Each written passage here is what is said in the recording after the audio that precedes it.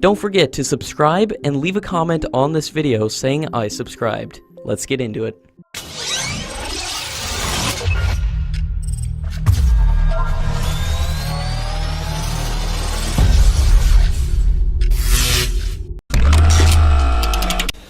The co-development and production of the fifth-generation fighter aircraft remains stuck, despite the recent comments by a senior Russian official that the final deal may be signed soon. Many fundamental aspects of the joint development project, including work and cost share, aircraft technology, as well as the number of aircraft to be ordered, were the reasons of delay.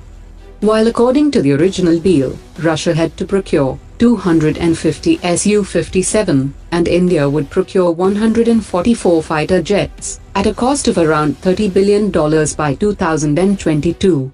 In late 2015, it was announced by Russia that it would induct only 18 to 24 Su-57 fighter jets, and procure additional Su-35 aircraft instead, which led to a number of concessions by Russia, including an offer to cut down its financial contribution from $6 billion to $3.7 billion for 3 prototypes of T-50 and substantial technology transfers.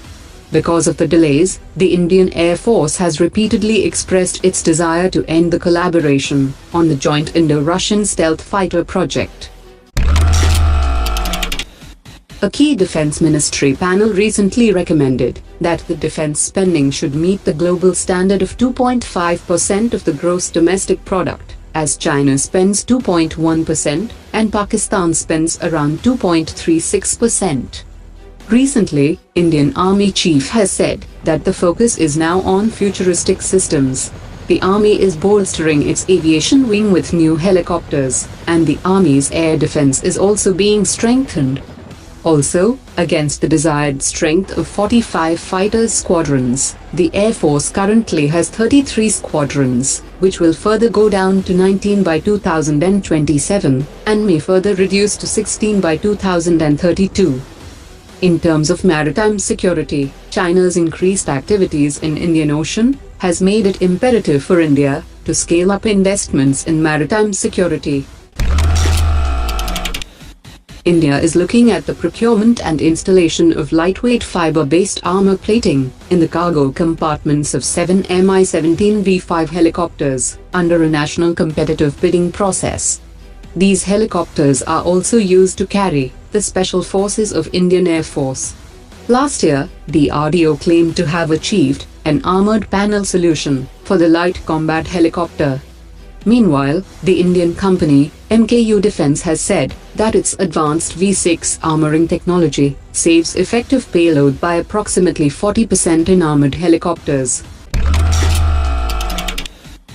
The Indian Army is looking to procure around 1 lakh rounds of specialised ammunition for the T-90 and T-72 tanks.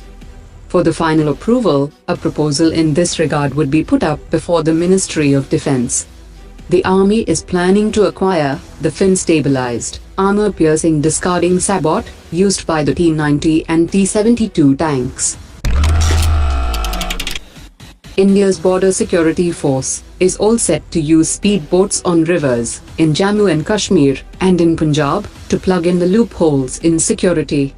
The Water Wing of Border Security Force has procured 43 boats from Cleghorn Manufacturing Company Private Limited.